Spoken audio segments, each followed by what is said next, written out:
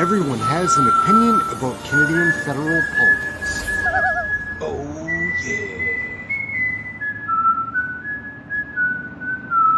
yeah. I think our leader, Trudeau, I don't think I've ever heard him say a true word. Oh, hello. Do you have a warrant to be here? Oh, yeah. It's time for a change in this country, my friends. A real change. Wiggle and squirm as you might, it is really hard to put lipstick on a pig. When I'm Prime Minister, I will keep my promises. WTF. Here. I know this place is where I am. No other place is better than. No matter where I go, I am proud to be Canadian. I am, you know I am. The worst that works.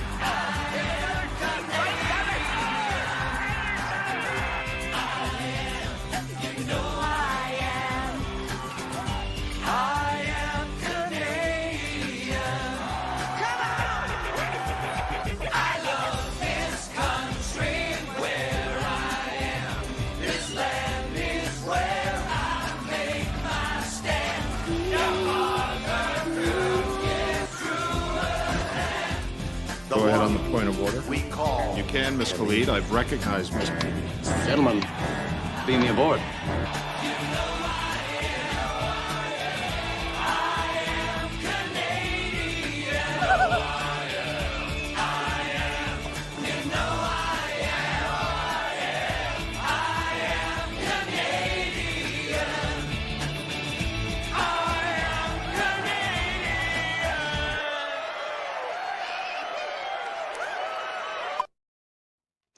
Hey gang, what's up? Just Ehren right here, Canadian Looney. Good afternoon. We've got nobody sitting in the House of Commons today. What are we going to do? We're going to show a bunch of other videos that I think are pretty interesting. Got some stuff from a bunch of Conservative MPs, a couple of Liberals. We've got some Rebel news in here. Should be a good one. And yeah, looking forward to it. We might as well jump right in.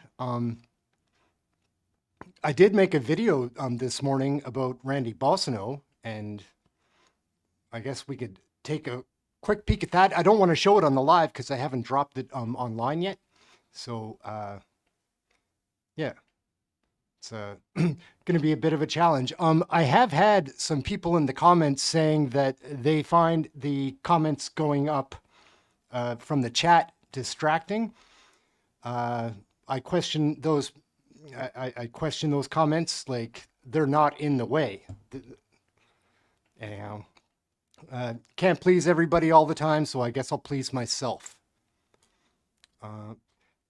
Anyhow, let's get into this. Let's go. Okay, so it's the day after Remembrance Day, and I woke up to just a really disgusting report today. It actually made my blood boil, and it's going to make your blood boil too. It involves an Ontario school principal who incredibly screwed up his school's Remembrance Day service. I'm going to tell you how this happened, like what exactly happened, and then what I've done today. But this isn't something that you're going to find on the Canadian Broadcasting Corporation, the CBC News National News Loop. It's not something that the mainstream media is going to widely report on, but it's something that's so important to fight. And because I don't think this story is going to get the coverage that it deserves, I've written up a long form article on this. The link is in the comments. If you're watching this on Facebook, if you're watching it on YouTube, it'll be in the video description. And this is going to make you so angry. But the way that you can help me fight this is by speaking out and by sharing this story. So the way that you can do that is click on the link in the comments or in the video description and click subscribe. This allows me to directly communicate with you for free and get around Justin Trudeau's news bans. And of course, he's trying to ram this new online harms, or this so-called online harms C-63 censorship bill through the House of Commons. You've got to click subscribe. You've got to share. Click subscribe on the channels here. I hate having to say this sort of stuff over and over again, but this is the world we live in. Justin Trudeau's censorship ban. So what happened? Okay.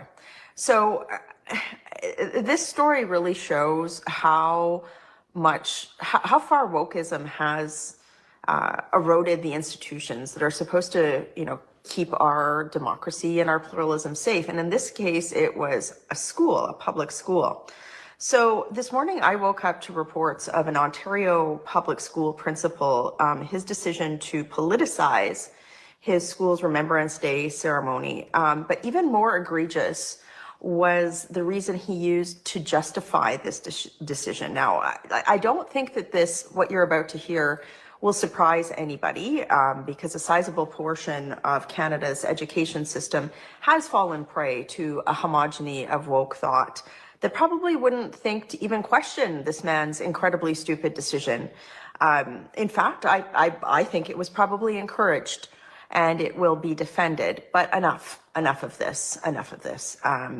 These are not the sort of things that should go unnoticed, and change is desperately needed. So I wrote a letter to this principal, and I'm going to read it to you. You can find it on the link in the comments with all the receipts. Everything I'm about to say was reported in the National Post. So please click. But I'm going to read you my letter to this principal because it was just absolutely insane. Dear Principal Hobbs, this morning, I woke up to reports that you royally screwed up your school's Remembrance Day ceremony by choosing to play a very controversial song that engendered division and anxiety within your student body. And then, when confronted by members of your school's community about this dangerously irrational decision, you reportedly said this. Principal Ehren Hobbs defended the selection during one of those meetings, saying it was chosen to bring diversity and inclusion to Remembrance Day that is usually about a, quote, white guy that has done something related to the military. This was in the National Post. First, let me congratulate the students who blew the whistle, took this to the media, and confronted you. Well done. It gives me hope that despite having the grievous misfortune of having their education overseen by you, they've been able to retain a sense of right and wrong. My colleagues in the Ontario legislature must take this matter seriously. Canadians across the country are watching their response to your actions closely. I will be too. Now on to the substance of the matter. The actions you undertook politicized your school's Remembrance Day ceremony. It made kids who feel persecuted for their faith in their own community right now extremely uncomfortable. It divided your student body on a day when it should have been united in reverence for the sacrifices of Canadian men and women in defense of our pluralism, and during a time where there is unrest in our streets. And then this. A white guy who has done something related to the military. I have plumbed the depths of ignorance of this comment, and I have not yet found its end. Do you not understand how divisive this false belief is? The defense of Canada is colorblind. Ask anybody who serves. The contributions of men and women from every faith and economic background, including Indigenous persons, to Canada's armed forces are well documented. That people of diverse backgrounds stand together shoulder to shoulder in defense of our pluralism is the miracle of Canada. Remembrance Day is when we are charged with honoring Canada's military for the courage of their action, not the color of their skin. It terrifies me that a person in charge of the education of hundreds of diverse students does not seem to understand this. But your comment belief also taints the contribution of countless men who died in service to Canada. The truth that your woke self needs to understand is that, yes, tens of thousands and more of white men died to protect Canada's peaceful, democratic pluralism. You owe your ability to spew your ignorance to their sacrifice, and you dishonor the freedom that they won for you by infecting students with your preening idiocy. Years of peace and prosperity have lulled Canadians like you into thinking that no power can take away what we have, or worse, that we have nothing to defend. I wrote a piece about this yesterday, by the way. You can find it on my Substack as well, too. As an educator, you have an important role to play in imparting the sacred obligation of remembrance within our children. And yet, here we are. Me, am married to, quote, a white guy who had something to do with the military. He served over 20 years in one of our allied countries' military, and he would have given his life to protect freedom and to liberate those being persecuted from evil. Anyone serving in Canada's military has done and will do the same thing. Their families, do you know anyone do you know how challenging it is to have a member of your family on deployment? Do you know what it's like to be a spouse to somebody who has military-related PTSD? Also sacrifice in defense of our nation. You don't know any of this, even though as an educator you should, and your lack of knowledge on this front is terrifying. On Remembrance Day, you had one job, to unite your student body in gratitude for those who sacrificed to protect the miracle of our nation. Your grade on this front is 0 out of 5, F. Needs extensive remediation. You should seek to disabuse yourself of your lack of knowledge by serving those who serve our country. I challenge you to do something to take yourself off your false moral high horse, like working to provide help to homeless veterans or listening to military families who have a loved one out on a deployment. Shame on you. You dishonor your country. Your students should pay you no heed. The Honorable Michelle Remple Garner, PCMP, Member of Parliament, Calgary Nose Hill, proud wife of a white guy who had something to do with the military. What this principal did was absolutely disgusting. And I really hope, colleagues, if you're listening to this and you serve in the Ontario legislature, you got to do something about this. This is absolutely ridiculous.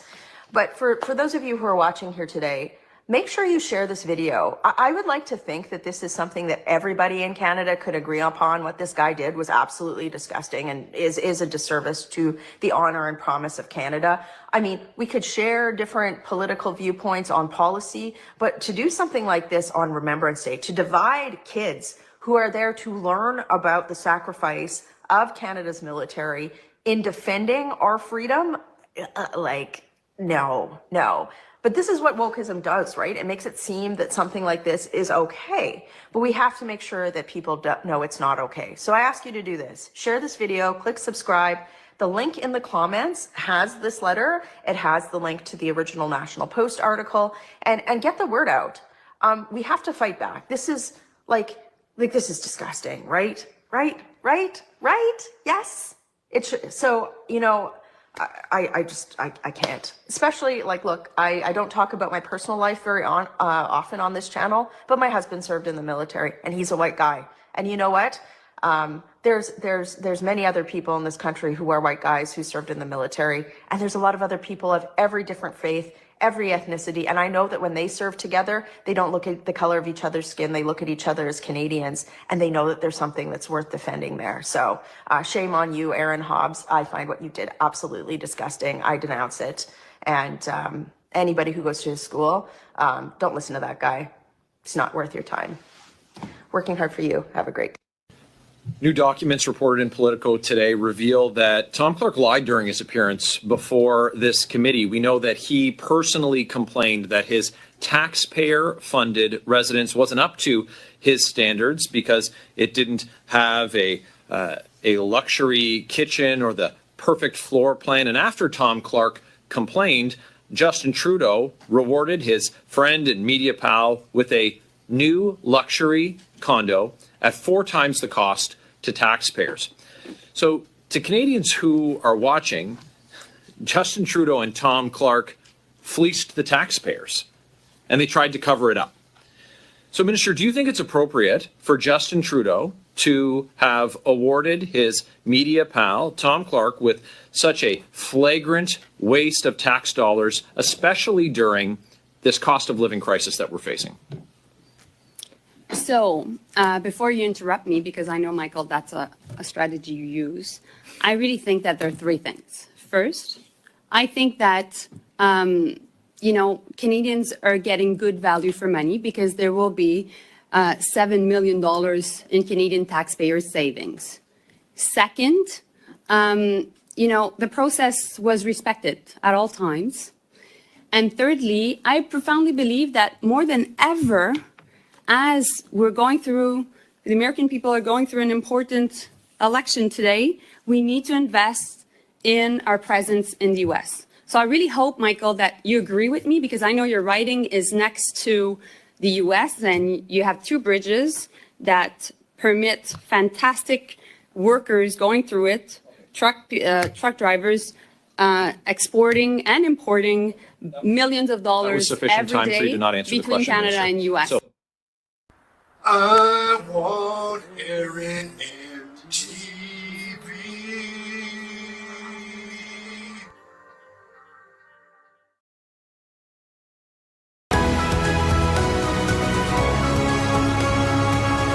One of the Hamas thugs went to the police station. You happened to see him. Yeah, Ezra, I think it was a pure coincidence, but I was recording with Lincoln J outside 32 Division, and up comes a rental cube van.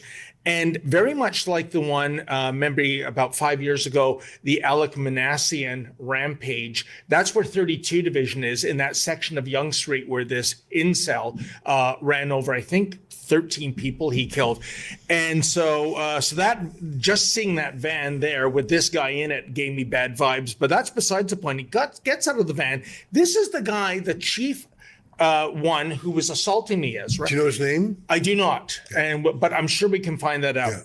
And he was smiling like the Cheshire Cat, and he said words to the effect, "Oh, look at that! David Menzies once again arrested for assaulting police and for being a racist." And I said, "Well, first of all, the charge was not assaulting police. Secondly, please give me any example of anything I've ever said in my life that's racist. Oh, and by the way, what the hell are you doing here? Are you here to turn yourself in for violating Section 319 of the Criminal Code, chanting for calls for genocide?" And he just smiled and he went in there. Ezra, I'll tell you, we waited there, I think, a good 20 minutes. I think we got the interaction we needed, so we had to leave. But what, you know, and I've had conversations with others. What was he doing in there? Was he pointing out to the cops, oh, this guy, and that guy on the Jewish side, these were the things they said. These were the symbolisms they did. I want you to, you know, go after them. I think that he was giving the police their homework. Here's my theory. Yeah. And the light bulb went on for me when you said he went to the police station on his own, all smiles, and you saw him by accident. Yeah.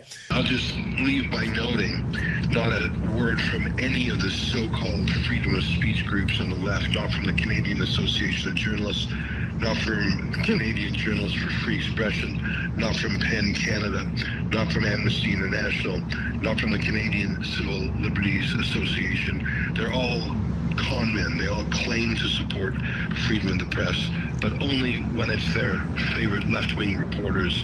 Right. And, you know, Ezra, I'm sorry to interrupt you, but we have one of the ringleaders Contact your lawyers again? Yes. For committing another unnecessary obstruction of police and attacking our people again? No, you're wrong. I didn't attack anyone. Yes, you did. You came in and the police told you. No, I was trying to talk to the Jewish demonstrators on your side. Yeah, but they didn't want to talk to you. You don't want to talk to a racist like you. You don't want to talk to someone who's racist like you. Why are you here? Are you turning yourself in? Who do you guys think is the racist here? Do you think it's our friend David Menzies or this little twerp that's wearing some dress? Ah, Lord. I've watched this guy a couple of times in these videos. For chanting genocide? Well, we don't chant genocide. He'll end up just going genocide. From Milan to see Intifada, go back to Europe. Yeah, that's By the way, folks, this is one of the ringleaders who has the ear of the cops. Look at that. That's Justin Trudeau's Canada. That's your diversity is our strength. That is the result of 9 years of vandalism to our country. Remember the Toronto 18 when there was a terrorist cell? Oh, yes. And it turns out that the police had human intelligence on the inside.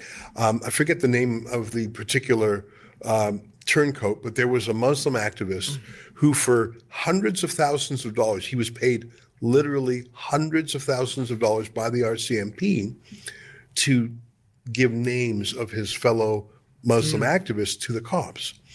And he was an informant, is what I'm saying. And we know for a fact that CSIS has all sorts of elements and agents and human intelligence. And here's my theory. It's a hypothesis. Why is it that the same Islamic extremist activists, week after week, can clearly break the law? Not just hate speech laws, which I don't like, but which are on the books. Section 13, advocating genocide, creating a disturbance. There's a number of things that these guys do every single week, again and again. It's the same people again and again. And typically police would arrest the ringleaders. Why are they never arrested? And why is it so evident that when the cops are told by these leaders, arrest him, arrest David Menzies, they do? Yeah. Why are the cops so naturally defending these guys, bringing them coffee? The only way that makes sense to me is if those guys are actually paid informants by the government. And they have a sort of deal with the government where they say, you let us be anti-Semitic Nazis. You let us have our Nazi chants. You let us lightly push around and rough up the David Menzies of the world. And every now and then you arrest David Menzies or people we don't like. And in return, if there's a real terrorist that we detect, we'll throw you a bone every once in a while. Someone who was going to blow up a synagogue. If it's just smashing a window, we won't get involved, but pay us money. We'll be your insiders. I mean, the CSIS has done this before, of course. Grant Bristow, the head of the Heritage Front, was actually a CSIS agent. Yeah. And his job, he would argue, well, I was attracting all the white supremacists so I could keep tabs on them. Well, he actually created them. In this case, you have the actual Nazi leaders in Canada, my theory is, working for the government, and in return for keeping an eye peeled for catastrophic terrorists, the police turn a blind eye to, about 10 different species of lower level crimes. And so we have normalized those lower level crimes. We've normalized trespass. We've normalized mischief. We've normalized assault. We've normalized all the hate crimes, section 318, 319. We've normalized stalking, harassing. Section 176, I believe it is, besetting a religious place. So the police, I think, have cut a deal where they allow these Hamas operatives, many of whom are paid by Iran, where they let them do their thing without being molested by the law. And my theory is he was going to the cop shop afterwards for a debrief. Nothing else makes sense. You tell me what else makes sense. Ezra, I want to say your theory is absolutely fascinating, and I don't use the word fascinating to make it sound preposterous. Quite the contrary, it makes complete sense. I don't know what else. Tell me another explanation that makes sense. Well, why are they never arrested? Why is he happily going to the cop shop afterwards? Why are the cops doing his bidding and arresting you? Why are the cops not arresting him and his thugs? Tell me another theory that makes sense. The only thing I can think of, well, not as this case, in specific, Ezra, but, earlier this year, Prime Minister Trudeau had a, confidential meeting with Toronto Police Chief Myron Demke. Why? The police chief doesn't take orders from the Prime Minister. Or he's not supposed to, at least. Well, exactly. And so what was said, Ezra, and here's my theory, and I have no proof. I'm going to say that right out there. So it's just a theory. I'm thinking Trudeau said, listen, in about a year, we got an election coming up. There's 5 times as many Muslims as there are Jews in Canada. And by the way, by that, I'm not saying that all Muslims go along with the rubbish we see at Bathurst and Shepherd every Sunday now. So can you go easy on the pro-Hamas folk? And by the way, if there are peaceful counter demonstrators, Salman Sima of the Persian community, he's been arrested before for the odious crime of waving a Canadian flag. If there are any members of the independent media asking impolite questions, i.e. Rebel News, throw the book at them. I in my heart of hearts, I think that might have been the nature of that conversation, because why the hell is Trudeau talking or lecturing Demkew in the first place? Yeah, there's a lot of dark things going on here. And I started our show today by talking about what I saw in Amsterdam. Yes. And, you know, I always say I go to the United Kingdom and I go to Europe because it's a dystopian time machine where I can see 5 years into our future if we don't change things. And what's happening, these gangs, I call them gangs, these pro-Hamas gangs, have normalized anti-Semitism, have normalized fear on the streets, have normalized low-level crime. It's an anti-Semitic crime wave, and it's now the new normal. The Overton window has changed. Canada used to be this wonderful, peaceful, safe place, a high-trust society, and we have allowed the worst people in the world to come here and destroy our social cohesion. Many of them are not even Canadians. They're here under false pretenses. They're falsely claiming to be refugees. They're falsely claiming to be students. They're falsely claiming to be temporary foreign workers. As we know, 700 of them are on Iran's payroll. And we have allowed these people to sow seeds of hate. And those seeds are starting to bloom. And I blame Trudeau, of course, but I also blame the Premier of Ontario and other premiers, Premier of Quebec, the mayor of many of these cities, and it's for the same reason you said before. They can do the math. And that's why I believe that the number one issue in Canada, bigger than all other issues combined, is stopping mass immigration. Because every single problem in this country is made worse by mass immigration: crime, social cohesion, hatred, inflation, housing prices high, wages low, traffic, healthcare, crowding, literally every problem in Canada is made worse by mass immigration. But of course, what's terrifying to me is these people will irrevocably change the politics of this country. You see it in France. Why is Emmanuel Macron siding with Hamas? Banning the sale of weapons to Israel. By the way, they sell almost nothing to Israel. But why is he so ostentatiously putting sanctions on Israel? Because he looks out the window and Europe traded 6 million Jews for 25 million Muslims. Unbelievable. And he can do the math. And he might have some Jewish friends, and he might think the Jews are interesting and funny and have some achievements. And he might have a soft spot for Jews. I don't doubt that he does. But how many millions of French Muslims on there who he wants their vote, and he doesn't want them to riot? I went to Marseille, France, a year and a half ago with Ephraim Monsanto. Almost half that town is Algerian. There's no integration. There's Algerian and there's French, and they don't interconnect. And you go one block in the wrong direction, there's not a French speaker in sight. Wow. And they just had, and it will become, and you know, I saw this one Algerian guy. I saw him at a cafe, and he looked very modern. He looked, you know, very Western in his wear. And I asked him what he thought about France as an Algerian. And here, let me play that video for you. He basically said France colonized Algeria for 130 years, Remember whatever. that. Yeah. We're here to colonize France for 100 years. Here's the exact quote, what he said. Take a look. Tout ce qui se passe ici, c'est par rapport à l'État. Tout ça, c'est la faute des policiers, c'est la faute de l'État. Parce qu'il y a ici en France, il y a trop de racisme. Le racisme, il est au premier degré ici en France. C'est tout ce que j'ai à dire. C'est tout.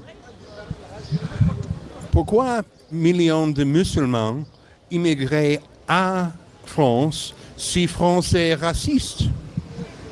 Eh ben, ils nous ont colonisé 132 ans. Et là, c'est notre tour de venir ici pour comment t'expliquer là, je n'ai pas trouvé les mots. Ils nous ont colonisé 132 ans et maintenant on va les coloniser à vie jusqu'à la mort, jusqu'à la fin des temps. C'est ça.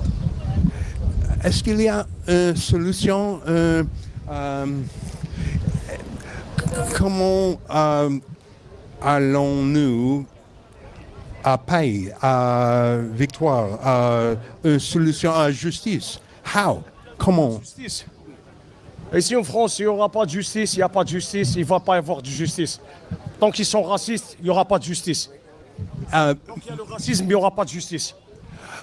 Il faut avoir l'égalité entre les gens. faut avoir l'égalité. Il faut respecter les religions. Il faut respecter surtout les musulmans. Parce que les musulmans ne sont pas respectés ici. Ils nous voient comme des terroristes. On n'est pas des terroristes. Voulez-vous condamner les jeunes musulmans qui révoltent à violence? Je condamne personne. Chacun est responsable de ses actes.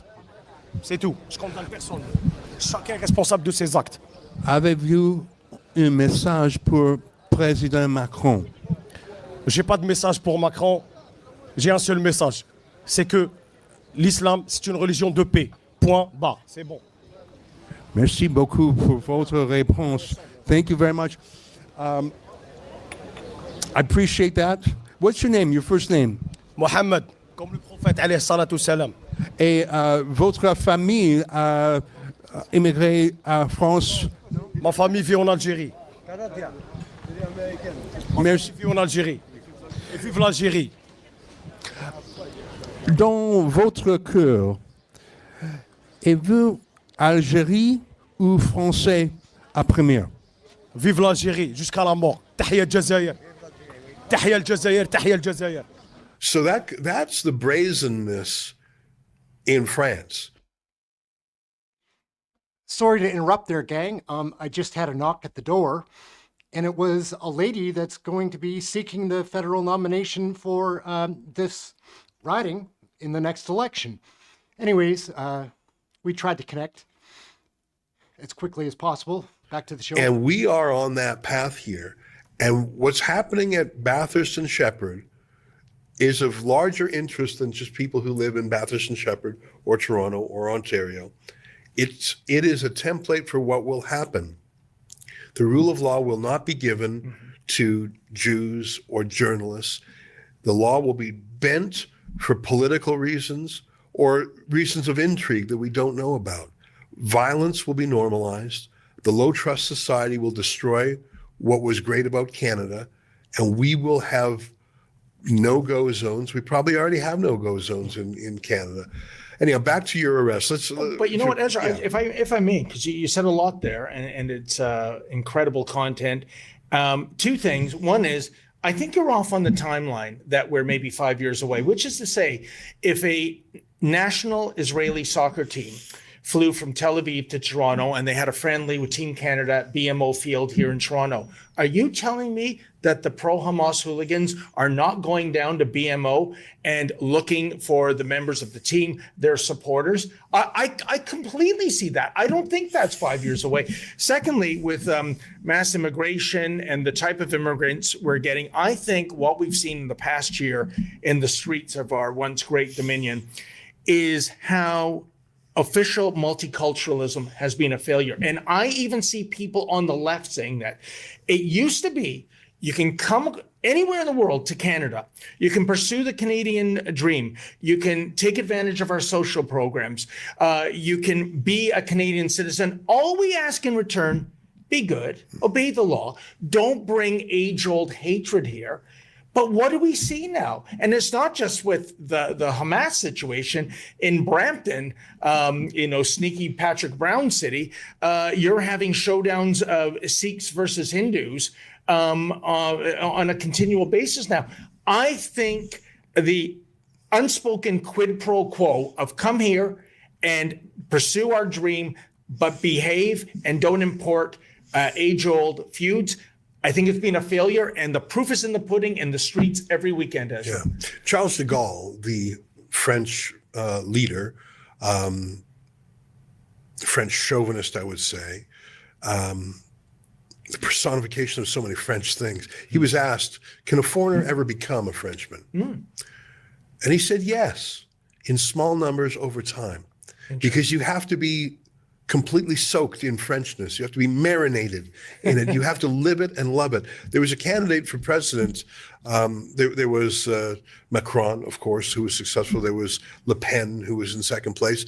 But there was actually a Jewish Moroccan or Algerian, an Arab Jew, a Sephardi Jew named Eric Zemmour, who was an intellectual, TV pundit, and he spoke with such passion for France he was a competitor of Le Pen. He's on the right. He's an Arab Jew. And I think of him, there's a guy, de Gaulle would look him up and down and say, all right, you're an Arab and a Jew, but by God, you love France and you want to save France. And that's the kind of brilliant French immigrant. I mean, I think of Irving Berlin, the great singer, songwriter, playwright. He wrote the song White Christmas. Yeah. He wrote the song God Bless America. He was trying to out-American the Americans. He was born in Russia. His name at birth was Israel Bayline, but he changed it to Irving Berlin. He wrote, I hate to get up, I hate to get up, I hate to get up in the morning. Like like that, he did that whole, he was the USO. De Gaulle and Canada used to believe in, yes, immigration, but you're going to integrate. Yeah. You're going to assimilate. I think of when I was a kid, I went to school in the country west of Calgary. There's 400 kids in the school. There were 2 Jews, me and my sister, 2 black kids, and 2 Chinese kids, and 2 Sikh kids. And so you had to, as a Jew, as a black, as a Sikh, as a Chinese, you had to fit in. You had to become, you couldn't say, I'm not going to learn the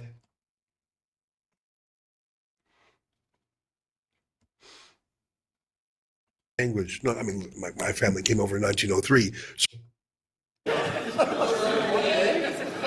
The honourable member from Calgary Midnapore. Yeah. Mr. Speaker, Tom Clark lied to committee, saying that he didn't know about the purchase of a $9 million condo. The Minister of Foreign Affairs also said she didn't know about the purchase of a $9 million condo. She also said she didn't know that a Canadian warship was next to Russian warships in the port of Havana. She also said that she didn't know that a senior global affairs official attended a Russian embassy party. Mr. Speaker, isn't that the role of the Minister of Foreign Affairs to know?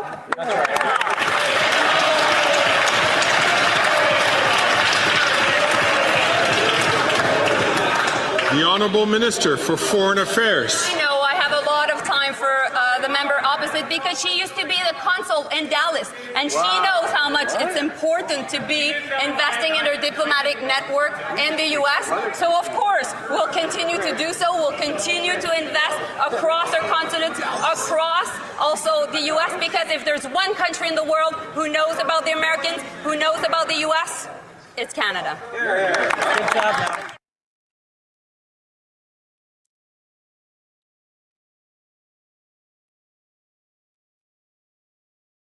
Everyone who commits an offense under this Act or any other Act of Parliament is guilty of an indictable offense and liable to imprisonment for life, end of quotes. Laws to address the issues we're witnessing have been in place for decades, and the Supreme Court has ruled on them multiple times. We don't need new laws to govern hate speech.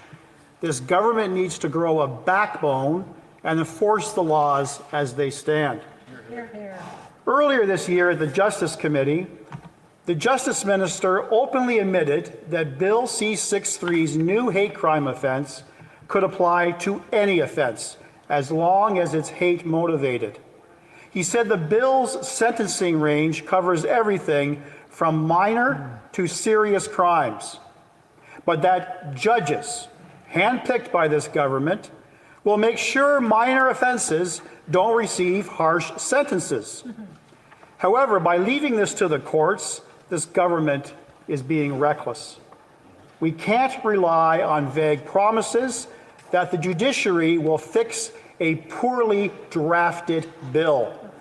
Parliament needs to clearly define when a life sentence should apply, not hand over broad and unchecked power. This bill risks extreme punishments for minor infractions. As stated by a political commentator, the Liberals are using the guillotine of speech violations, and on the other hand, house arrest for career criminals roaming the streets exploiting a broken bail system. Only in Canada would that bizarre statement have application. Widespread concern from all sides of the political spectrum have been raised about Bill C-63's introduction of a so-called hate crime peace bond. with many labeling it as a pre-crime measure for speech. The problem lies in the fact that this provision would extend the power to issue peace bonds based solely on speech-related offenses without clearly defining what constitutes such crimes or ensuring that they meet the criminal standard for hate. While the Liberals focus on banning opinions that challenge the Prime Minister's ideology, Conservatives are dedicated to keeping Canadians safe, both online and offline, while also at the same point upholding and defending their civil liberties, a concept that's completely unknown to this government. This is why my colleague, the member for Calgary Nose Hill, introduced Bill C-412. Bill C-412 is designed to protect Canadians online through three key areas: protection from online criminal harassment, safeguarding our children, and ensuring user privacy. C-412 aims to empower victims of online criminal harassment who currently have limited options for quickly and permanently ending their harassment. This legislation would allow victims to apply to a judge to identify their harasser, end the harassment, and then impose conditions to stop it as deemed appropriate by a court. It also provides legal clarity regarding when online operators, such as social media platforms, must disclose the identity of an alleged abuser. Additionally, the legislation introduces an aggravating factor for perpetrators who repeatedly send harassment anonymously using multiple burner accounts. These measures are designed to streamline the process for victims to interact with law enforcement and receive effective protections, ultimately enabling law enforcement to de-escalate violence in a timely manner. In contrast, the Liberals' Bill C-63 contains no such provisions, representing a significant flaw for a bill that purports to protect Canadians from online harm. Online harassment is widespread and often anonymous, yet our current laws are outdated, and Bill C-63 fails to provide on this front.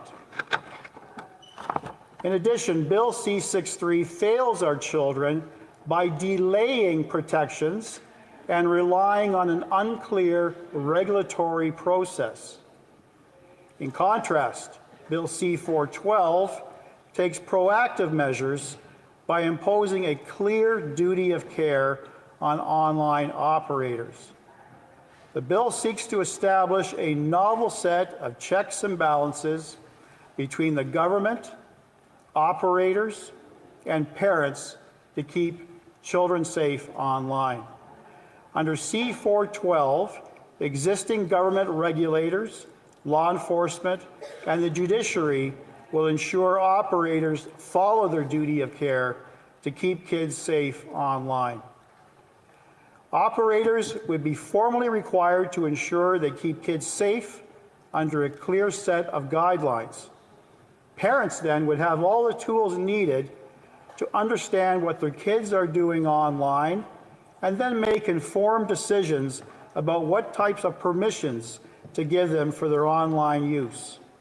It provides parents with tools to protect their children online through non-invasive age verification methods and enforces these protections with steep penalties for non-compliance. Bill C-412 specifically safeguards children against physical harm, bullying, sexual violence, and harmful online content. C-412. While Larry takes his drink of water, guys, I'm just going to say hello to some of the folks in the room. Good to see everybody today. My name's Ehren. This is Canadian Looney. You guys know the moderators. We've got Miss Sheila, Mr. Pickles, Captain Kirk, Dime Bag Coins. They help out a great deal, saying hello to everybody, making sure that we're all trying to take part.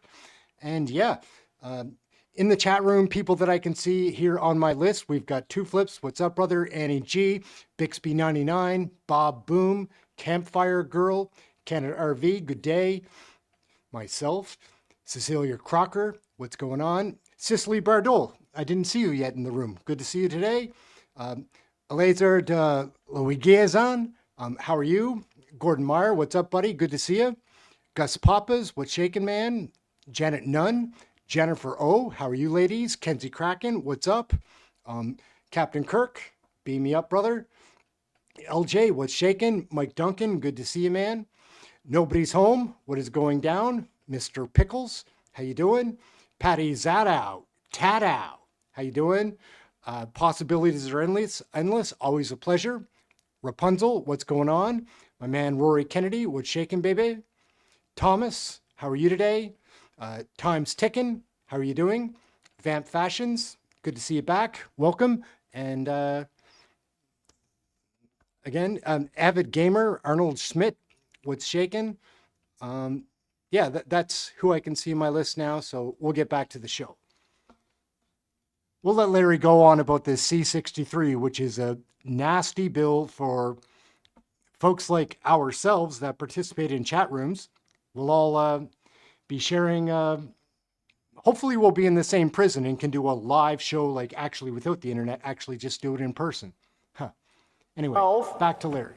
Offers a balanced solution that emphasizes privacy, preserving age verification methods, while explicitly prohibiting the use of digital IDs.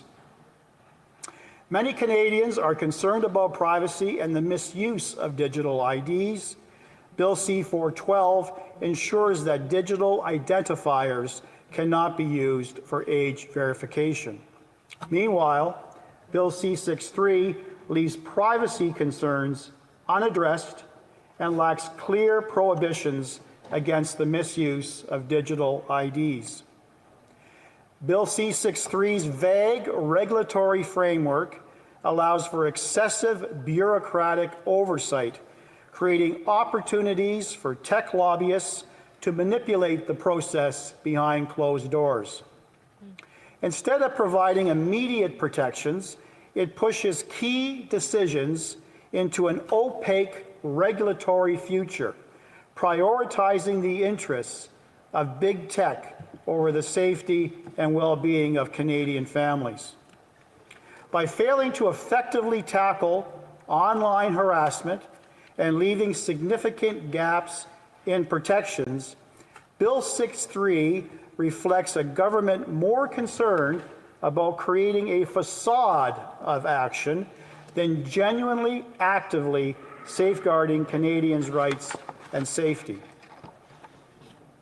Bill 6.3 seeks to reinstate Section 13 of the Canadian Human Rights Act, a provision, Mr. Speaker, that was removed by the Harper government, and even the Toronto Star, hardly a cheerleader for the Conservative Party of Canada, has deemed unnecessary for protecting Canadians from hate speech. Section 13, which was previously repealed for its overly broad and subjective application, allowed the government to censor speech without the need for criminal proceedings.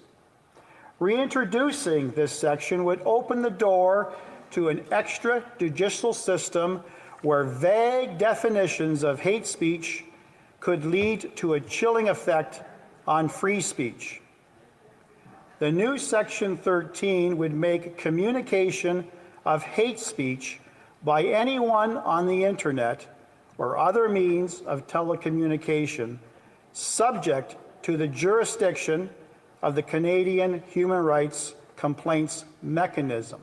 Standard of proof, not proof beyond a reasonable doubt, an extremely high standard, but merely a balance of probability, 50.01%.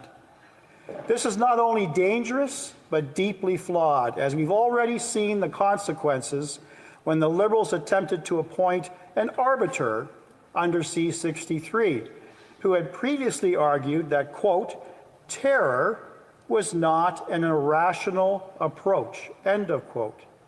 This highlights the inherent risks in giving unchecked power to unelected individuals who may interpret free speech in ways that suppress legitimate voices.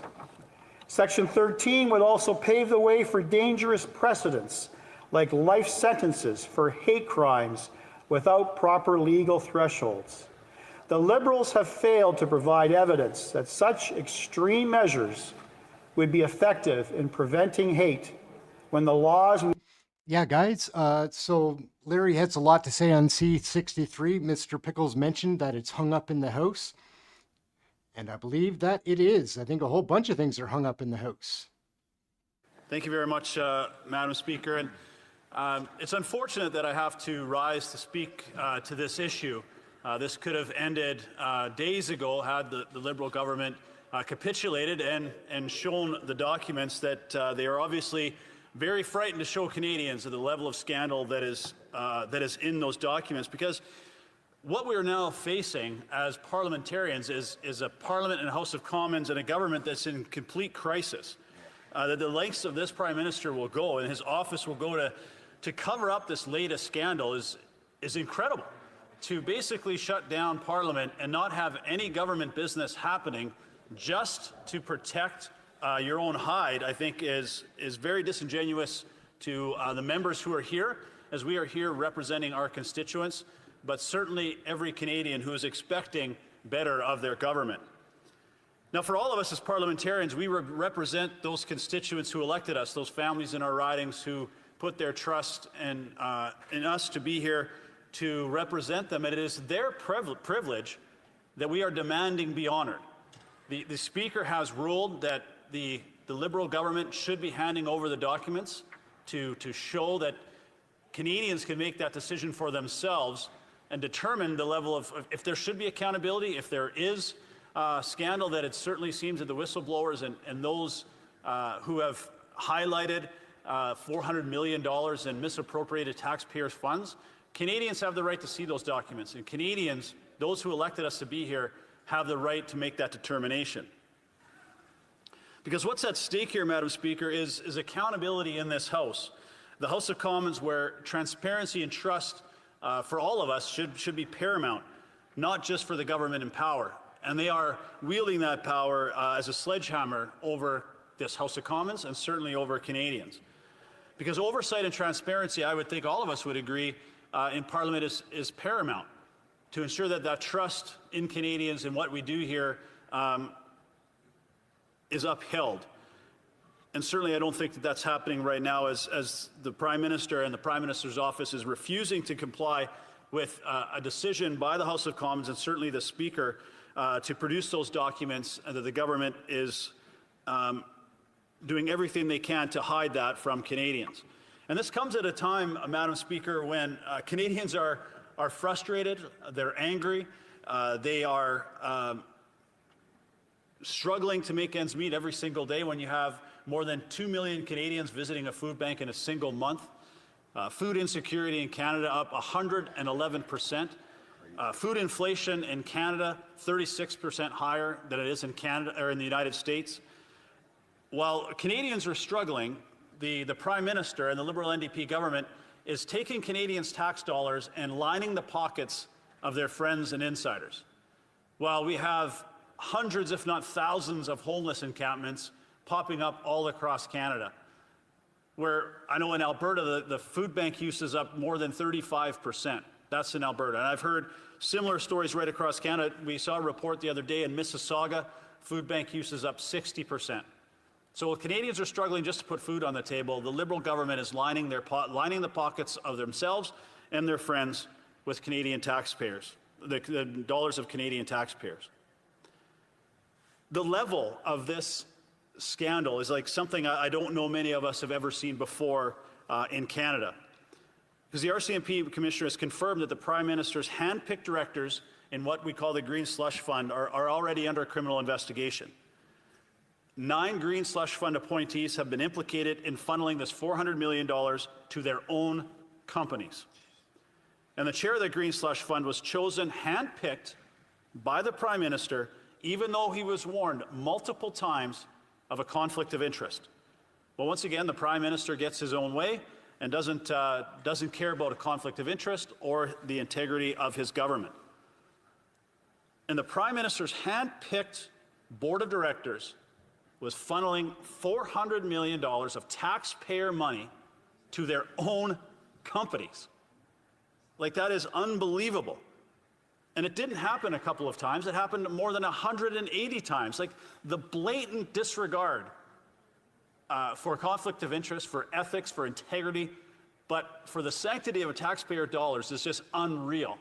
That it's one thing maybe to do it once or twice and like, okay, we made a mistake, but say, oh, we did it once or twice, we got away with it, let's just keep going.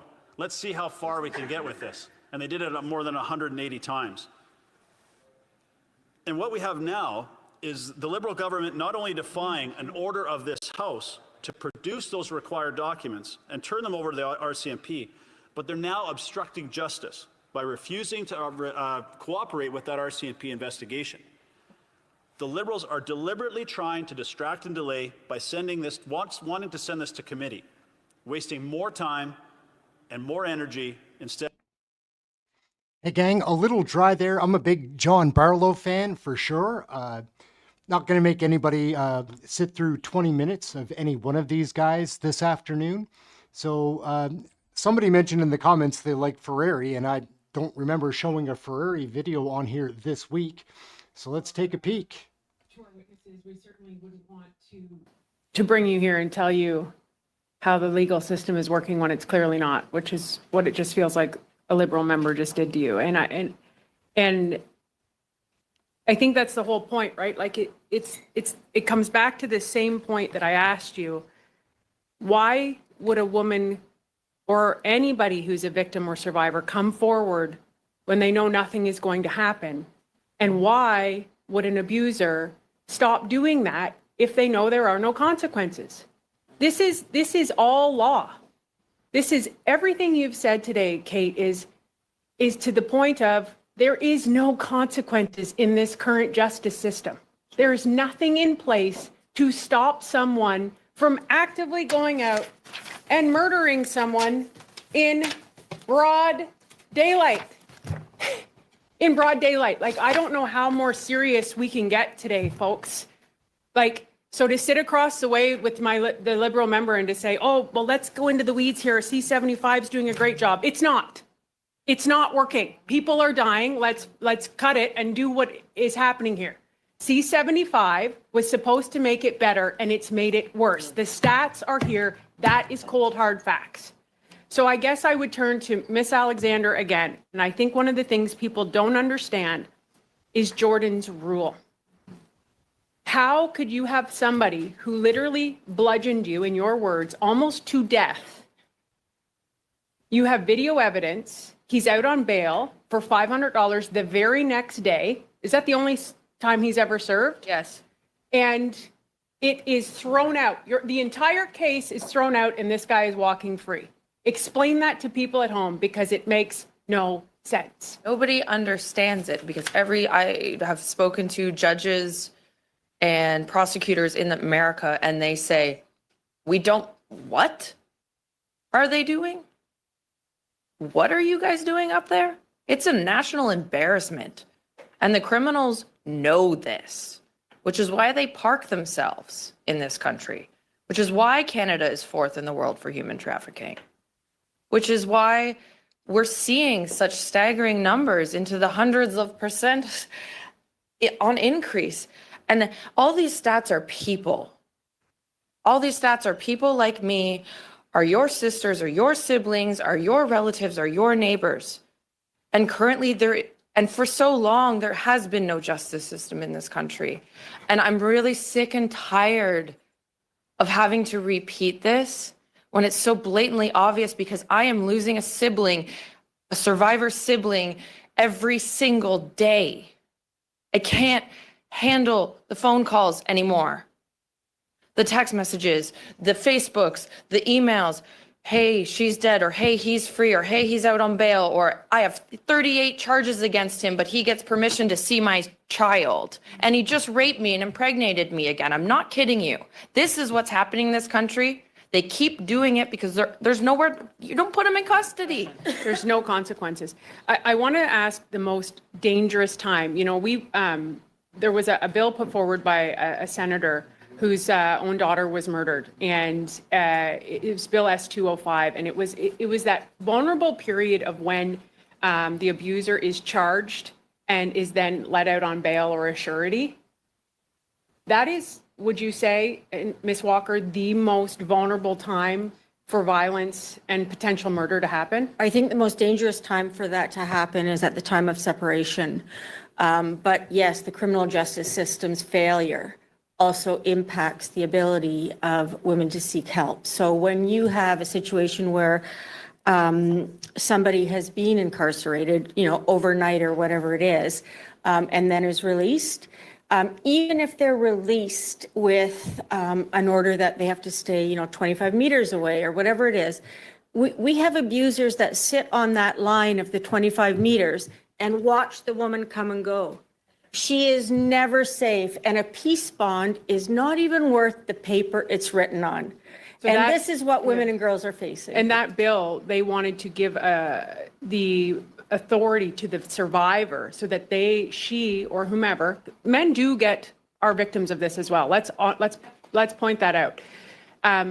But they took that out of the bill, that they would be notified, that they had the power and authority to water that down. And so these are the kinds of things that you have to change the law if you are going to change this. The last point I'll make is about incarceration. And, you know, we have these crazy stories of, you know, these children witnessing this violence. What are those children going to go on to do? They're going to go on to have violent relationships. Let's just call a spade a spade. If we don't have programming in place in the jails to support men to understand why they are violent, they can't be walking free because they're not capable of that. But if we don't fix our inside of our prison systems, we are going to have a merry-go-round. All right, what are we going to share next? We've got a number of videos here.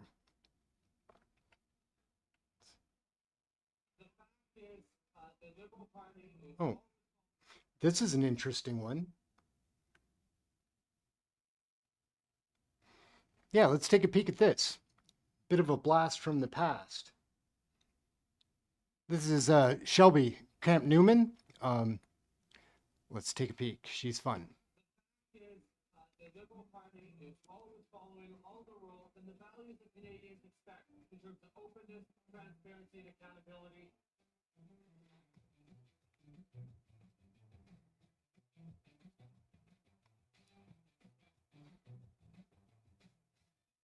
Oh, Lord.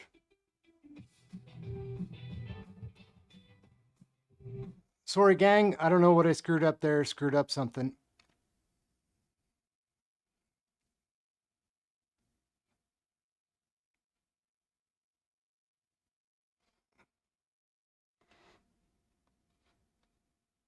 Sorry, gang. Sorry. The Liberal Party is always following all the rules and the values that Canadians expect in terms of openness, transparency, and accountability.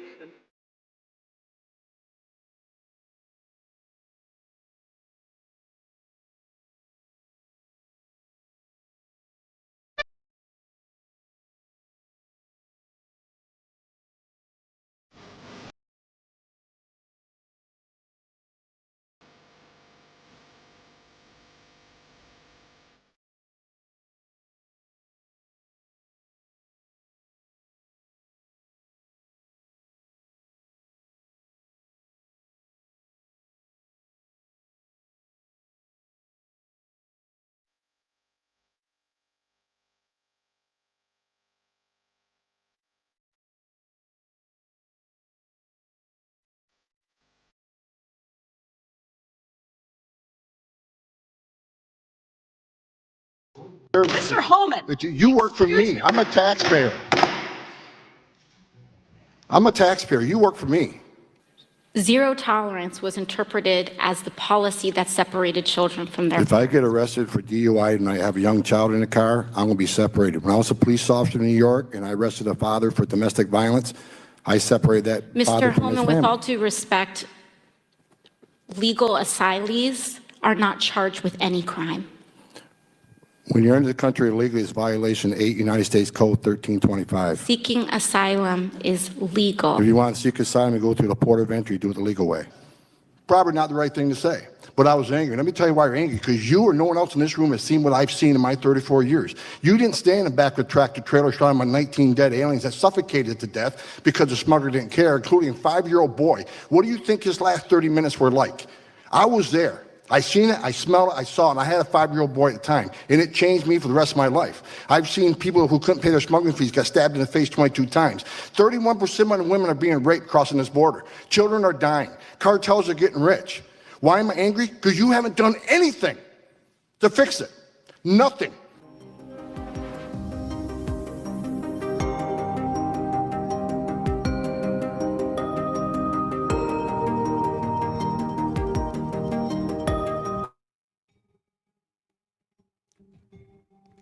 So what do we think, guys, about this gentleman? He's going to clean up the immigration problem, or the illegal immigration problem in the U.S.? Is that what's going on? We'll just have to wait and see. AOC is trash. She's a fake little lady.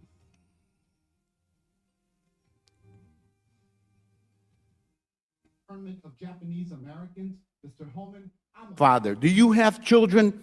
How can you possibly allow this to happen under your watch? Do you not care? Is it because these children don't look like children that are around you? I don't get it. Have you ever held a deceased child in your arms? First of all, your comments are disgusting. I've served my I find your country. I've served my comments country. I've served my disgusting country as for well, 34 sir. years. I find your this comments is out of disgusting control. as well. I've served my country for 34 years, and yes, I held a 5-year-old boy in my arms. That in back of that tractor trailer, I knelt down beside him and said a prayer for him because I knew what his last 30 minutes of his life were like, and I had a 5-year-old son at the time. What I've been trying to do my 34 years serving my nation is to save lives. So for you to sit there and insult my integrity and my love for my country and for children, that's why this whole thing needs to be fixed. And you're the member of Congress. We agree on that. Fix it. This room has seen what I've seen in my 34-year career. Very well. No one has experienced what I've experienced. I've saw many dead bodies coming across this border. And you want to talk about the memo? This memo is one option to stop death.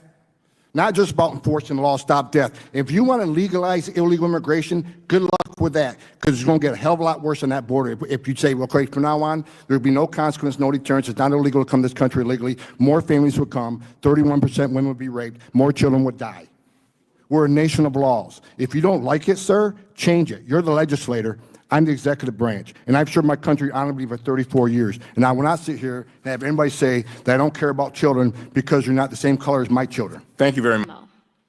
Dates back to April 23rd of 2018, where there was an official recommendation to, quote, pursue prosecution of all amenable adults who cross our border, quote, illegally, even though this applied to legal asylum seekers in practice, including those presenting with a family unit between ports of entry in coordination with DOJ. Here is the memo that I would like to submit to the congressional record. What is the date on that? It is the memorandum for the Secretary from Homeland Security. Date. April 23rd, 2018, subject increasing prosecutions of immigration violations. Without objection. And so I looked at this memo, and it seems like this is the source of it. And it seems as though, Mr. Holman, that you are the author. It says here from yourself, Kevin Michalinen, and Francis Cisna. Is this correct? Did you sign the memo? I'd have to see what you... I'd be happy to provide it. And we'll provide it over, but I would like to note that here it says the official recommendation. There were 3 different options presented. The third included the option for family separation. This initiative would pursue prosecution of all amenable adults, including those presenting with a family unit. Mr. Holman, your name is on this. Is this correct? Yes, I signed that memo. So you are the author of the family separation policy. I am not the author of this memo. You're not the author, but you signed the memo. Yes, a zero tolerance memo. So you provided the official recommendation to Secretary Nielsen on for the United States to pursue family separation. I gave Secretary Nielsen numerous recommendations on how to secure the border and save lives. But it says here that you gave her numerous options, but the recommendation was option 3, family separation. What I'm saying, this is not the only paper where we've given the Secretary numerous options to secure the border and save lives. And so the recommendation, of the many that you recommended family separation. I recommended zero tolerance. Which includes family separation. The same as is with every U.S. citizen parent gets arrested when they're with a child. Zero tolerance was interpreted as the policy that separated children from their If I get arrested for DUI and I have a young child in the car, I'm going to be separated. When I was a police officer in New York and I arrested a father for domestic violence, I separated that father Mr. from his Holman, family. with all due respect, legal asylees are not charged with any crime. When you're into the country illegally, it's violation 8 United States Code 1325. Seeking asylum is legal. If you want to seek asylum, you go through the port of entry, do it the legal way. The Attorney General of the United States has made that clear. Okay.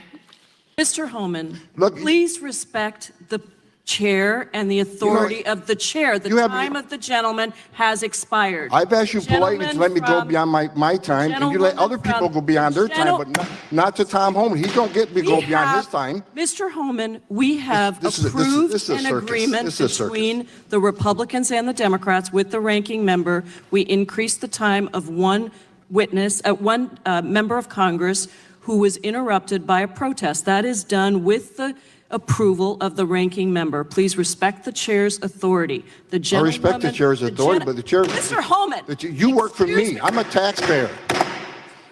Easy on that hammer, chick. Somebody with no control. Oh, Lord. It's as bad down there, guys. It's worse. They're bigger and they're more powerful. Shit. I'm a taxpayer. You work for me.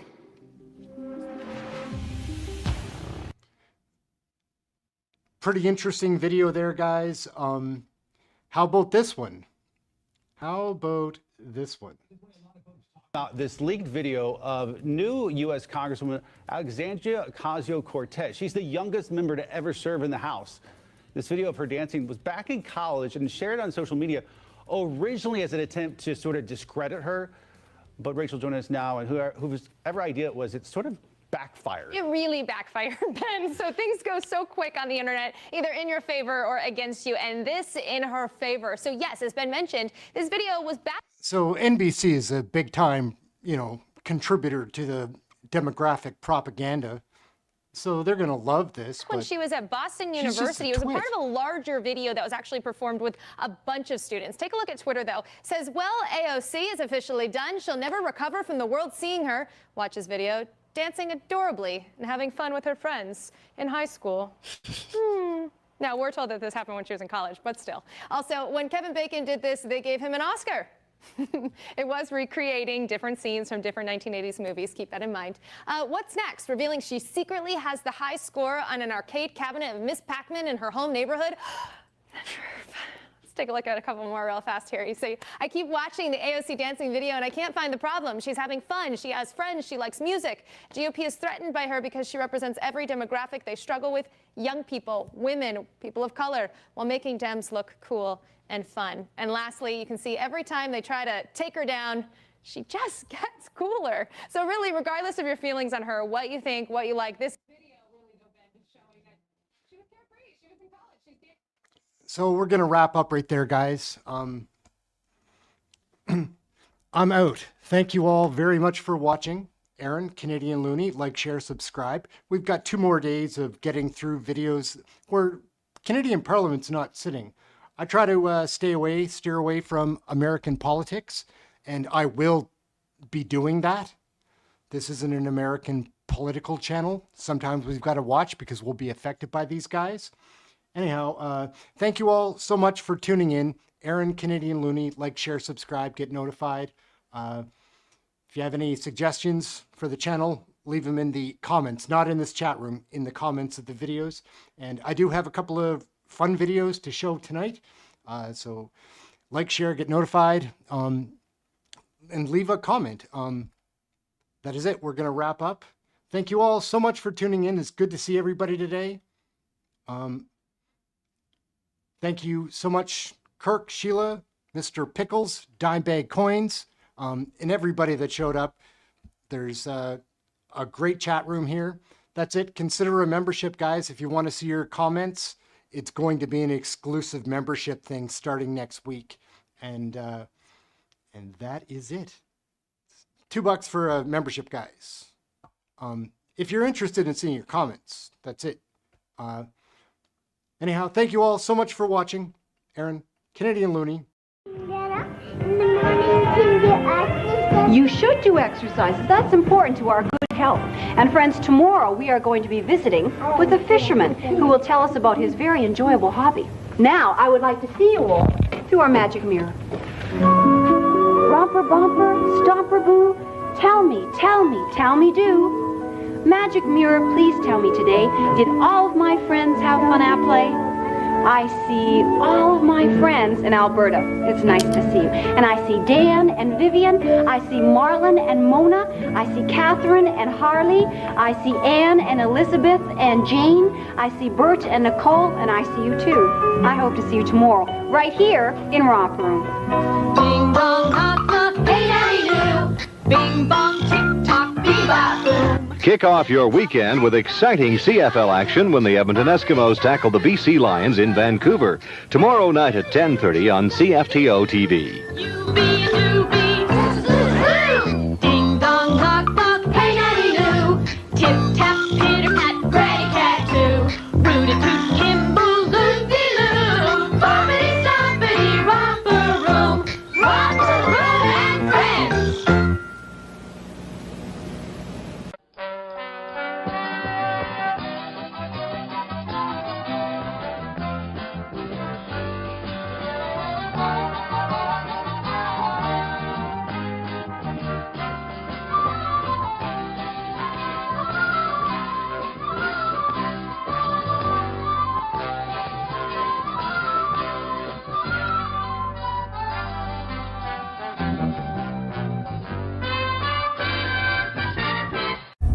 It's time for a change in this country, my friends. A real change. WTF. Here, here.